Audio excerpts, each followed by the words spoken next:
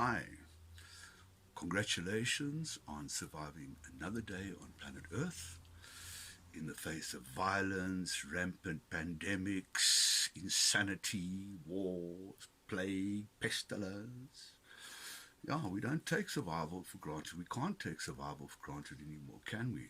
I mean, if we have a look at just how much violence there is around, we see the murder, the violence against women, the violence against kids, the trafficking story, kids getting stolen, sold, political motivated violence, union motivated violence, religious motivated violence.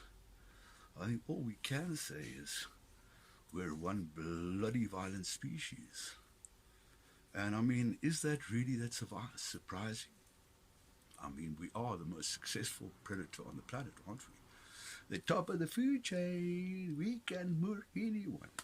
And we do on a regular basis. And then we got bored with taking out Mother Nature, so we turned on ourselves, which we've always done, haven't we? But I think it's taken on a whole new level nowadays. Now, what is the cause? Are we all just going crazy? No, I don't think it's quite that. In my book Purity, it's like a fantasy novel about a world that tries to recover after a pandemic. Quite interesting, isn't it?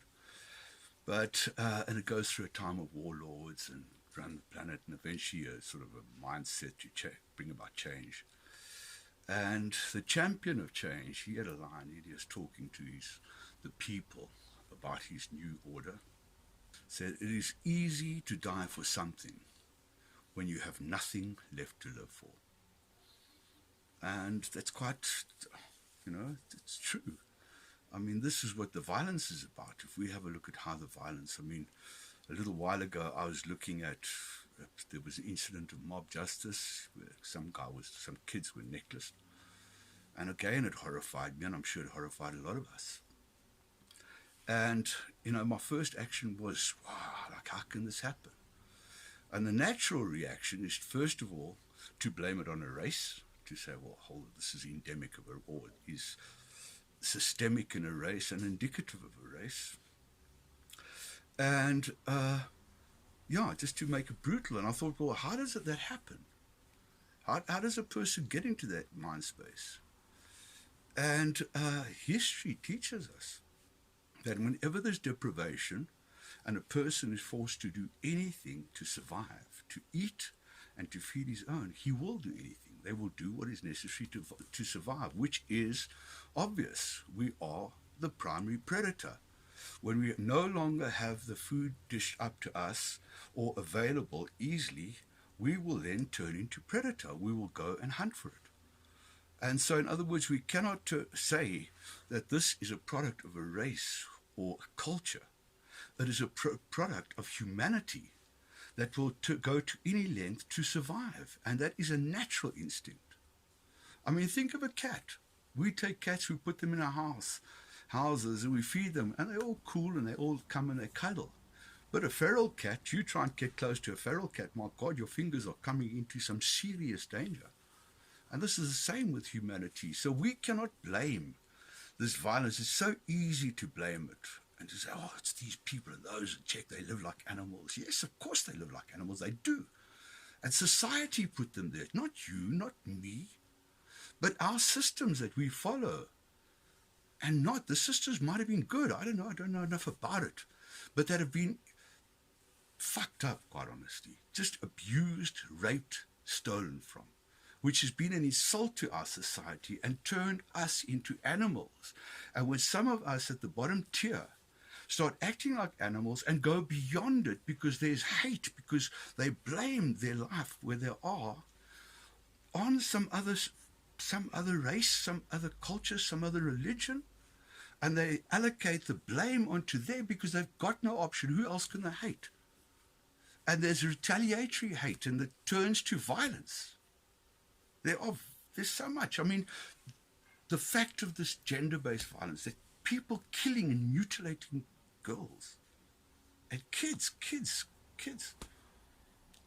And what nothing is done about it. And this is the problem. That is what's given free rein, that we have become so desensitized that we see that as part of the fabric of our society. That we see this violence and we, oh yeah, but fuck. Floyd, I mean, I saw a movie a little while ago. I can't remember what it was about, but it was about a president that got impeached for scratching his nose in public or something ridiculous. And I thought, my God, here we're in a movie that it was the whole country. Blue lights all over the place, people flying in CIA. We got to sort this out, man. This gets out. It's going to be big. Yera, it wouldn't have even made the commercial break in that every day in South Africa. We've taken ownership of this. And the government, I don't know what the option is. Cyril is the man. He's got the power. Well, he's getting the power because everyone else is being devalued by Zondo. Thank God he's starting to kick, man. This is actually getting quite cool.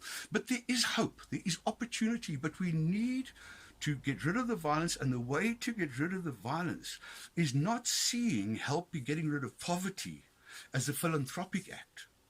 It should be seen as an act of pure fucking common sense. Because as soon as we can get people, not everyone that is poor is a criminal, but you put me in a position that I can't feed my family, that I'm looking at my kids starving, they need medicine, my wife is crying, and I'm going to sit and say, by the grace of God, here starvest I? Fuck that shit. I go get, baby. I go and get. I don't know where, but I go and get. Maybe I don't try to kill people, but would it come to that? Am I that good that I can say it wouldn't come to that? We can't judge, man. We can't judge. We all have got to solve, not judge, not sit in judgment, not be holier than thou, not be hatier than thou, not everyone trying to fuck each other up because it's going nowhere. We have got to come and say, first of all, we need to sort this poverty, and the poor people cannot solve poverty. It is the people with money that solve that problem. They have got to step up to the line. And then we have a chance.